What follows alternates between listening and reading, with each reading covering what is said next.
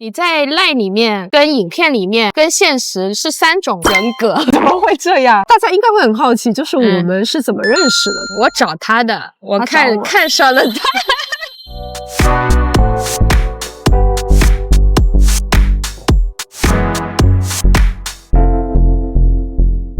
Hello， 欢迎来到 Angela 左左的频道。这位大家应该很熟悉吧？我叫艾嫂，来自上海，太久没有更新了。遇到的时候，哎，这个肚子都已经蛮明显的。在下面看不到，给大家看一下那个好运徽章啊，证明一下我自己。我在上海确实是读的学前教育专业，但是我在上海只做了1年幼儿园老师就逃走了。当然是因为认识了我老公啊，假借这个读书的名义谈恋爱，就跑到台湾只念了个硕班，儿童与家庭学系。其实硕班还没有念完，论文还没写完，就先结婚了。后来就是生孩子，一切好像显得很顺利的样子。到现在也5年多了，5年多已经第3胎了。不能想太多，想太多就不敢生了。说起来啊，就是我们也算是新老上海人，又是新老陆期啊，新一点点，是有一些标签，我们是有一些重合的部分，我们也可以稍微切磋一下。切磋。大家应该会很好奇，就是我们是怎么认识的？我找他的，我看上了他。因为是去年8月才做频道嘛，一边做一边学，那我也看看其他的路配，尤其是上海路配，然后我就看到了哲哲。我要是表扬你一股清流，这好像有点讲人家，但是我真觉得他真的是清新脱俗。除了他风格啊，就是我很喜欢之外，还有。干嘛被表扬？很不好意思，没有夸时间。还有就是标签很多重合，上海基督徒2宝妈，光这3点我就觉得很难得了，尤其是信仰的部分，所以我就是很主动的，就是给他留言，但是他并没有看见我。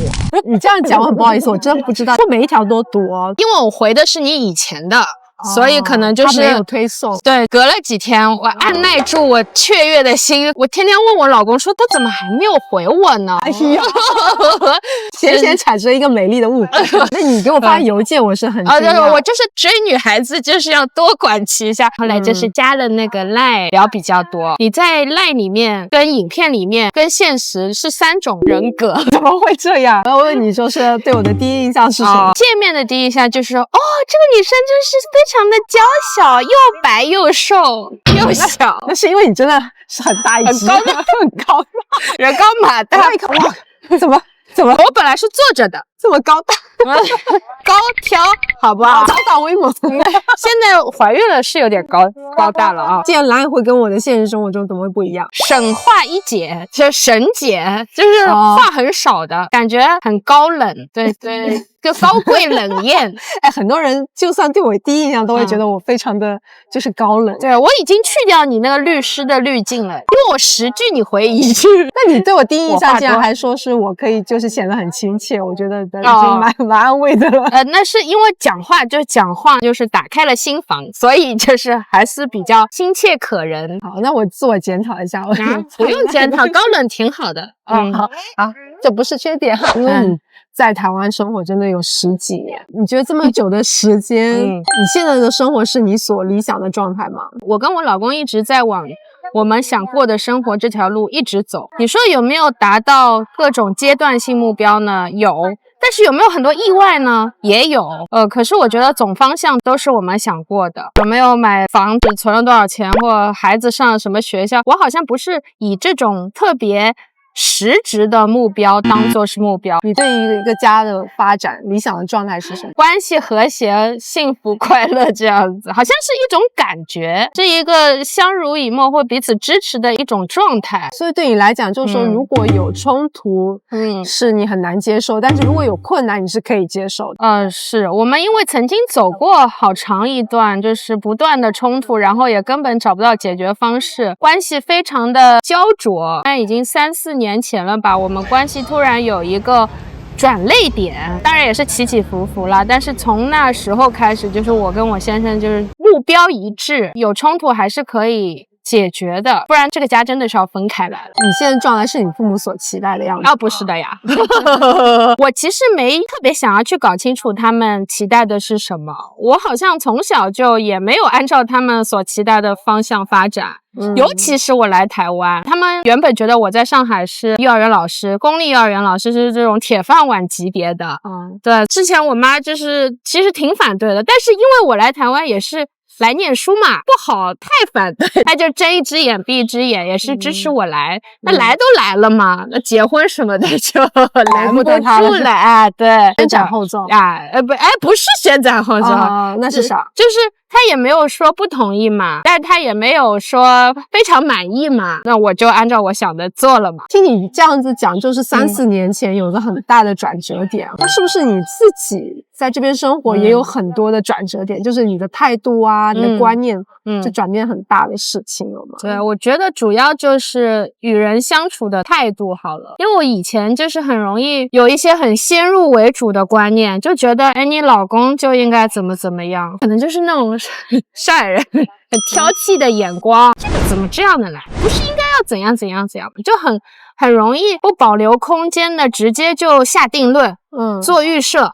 做判断。当然也是因为这个，在那个亲近的关系，就跟我老公的关系里面吃尽了苦头，也当然包含我个人的成长了，对吧？以及在台湾这个环境里面，就是让我越来越发现说，人跟人之间是可以保持和而不同的，尊重个体差异。是什么样的人或者事或者什么样的话语影响到你改变这种态度吗？3年多前，我跟我老公的那一次很大冲突，也是一个我们关系很大的转变嘛。就是在那次冲突当中，我们虽然吵得超凶的，他都已经崩溃到真的想要去撞墙了，真的要离婚了这样子。但是我当下突然陷入了一种恐惧，不知道为什么，一种羞愧，一种恐惧当中，就2个人状态都不好的情况下，但是我老公还是愿意放下自己的所有的情绪，走到我旁边来，突然他跟我讲一句话，我终于知道你为什么总是这样了，其实你不喜欢你自己。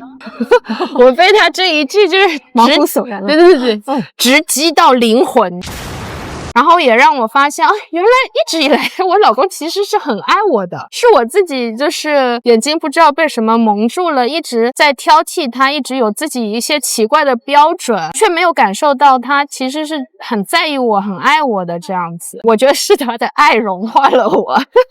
所以你是在那一刻发现关系比任何的事情更重要。对，我以前就是要讲对错的，要争是非的，因为我们都是2宝妈，我们一直在一个平衡的这样一个工作当中。那你现在又突然就是变成3宝妈了，你未来会有什么样的计划？生活就是不断的在变化，做什么计划呀？头3年吧，就是姐姐因为跟弟弟只差1岁8个月嘛，就是前3-4年真的是各种混乱，要有什么 me time 自己的时间，现在变成一种就是你好像一定要追求这个时间，没有这个时间我就觉得整个都不对了，我觉得这反而变成一种执念。后来我就放开了，就是把要求降低，最低的标准就是活着，这样就好过很多。因为我打算可能3月底带我爸爸来小住一段时间嘛，对他来讲他是第一次来，其实我也蛮兴奋的，那我知道你父母肯定之前都已经有来过，对吗？对，他们有很习惯这边吗？他们对于台湾的生活、饮食啊，各种生活的事情就还可以，也不是就是特别觉得很惊讶或者怎么样的，可能会觉得这里有个小巧思，这样安排挺好的。他们可能最大的反应是对我吧，还有对我老公，我也离家好多年了，我被这里改变了，所以他们不习惯我，觉得我更叛逆了，然后就是价值观跟他们更加不一样了。说的价值观是说是信仰上的变化，还是说只是因为在台湾这样的变化？我觉得是一起的，因为我在上海就信主了嘛，但当然信仰的历程是会越来越成熟的。当然在台湾我就觉得各种因素加持下，还有我就是成立我自己家庭，我生了孩子，就很多想法都在改变，很多价值观都在改变。然后我也从以前就是跟他们一起挑剔我老公，到现在我跟我老公站在同一阵线。这是一个很大的转变。对，然后所以我爸妈就觉得我被我老公洗脑，就觉得你怎么变成跟他一样这样。当然我也承认我那个时候跟我爸妈相处的时候，可能也是缺乏智慧，缺乏爱心，可能有一种我终于从那个脱离出来，我改变了，我也嫌弃原本的我自己之类的，也在找这个平衡。我觉得我现在可能比以前成熟一点，但是也要我爸妈再跟我相处才能试出我的真面目。我有听说，如果我们长辈来探亲的话，就是在台期间，万一就是需要就医，好像这是全自费的，是吗？要买保险，可以买什么保险啊？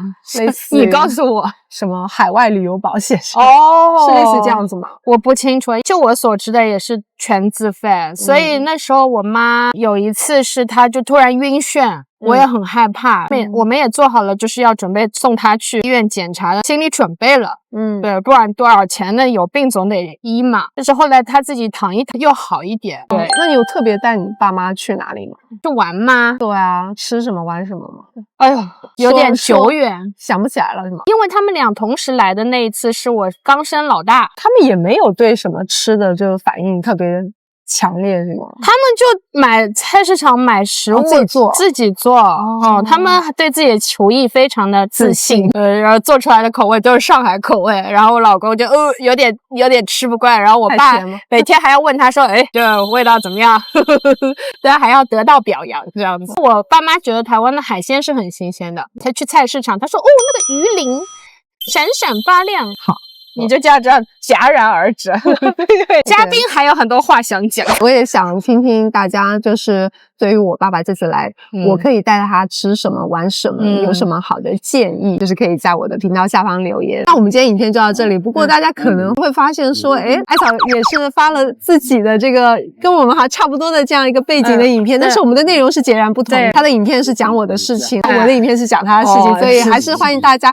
可以到他的频道继续观看，欢迎欢迎那我们今天影片就到这里咯，那我们下期再见吧，拜拜。